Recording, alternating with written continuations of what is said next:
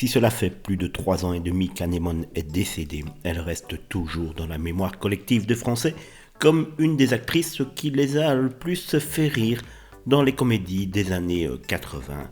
Il faut se souvenir qu'à cette époque-là, Anémone est une véritable star et que des films se font sur son nom. Si Anémone ne fait rire les Français au cinéma, elle les fait plutôt pleurer dans la vie réelle, puisque Anémone a toujours eu des mots assez durs envers ses propres enfants. La première fois qu'elle est tombée enceinte, la comédienne a mis beaucoup de temps à accepter son état. Je n'ai admis que j'étais enceinte qu'après qu'il soit trop tard pour avorter. C'est pour ça que j'ai gardé mon fils, confiait-elle à l'époque à Philippe Vandel qui menait cette interview.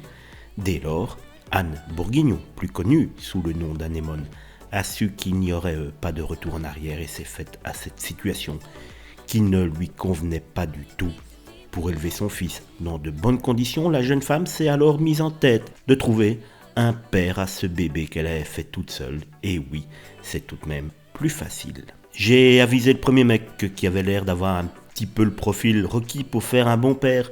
Ce dernier a alors accepté, mais à une seule condition, il en voulait un à lui également. Une demande à laquelle l'actrice a cédé tout simplement.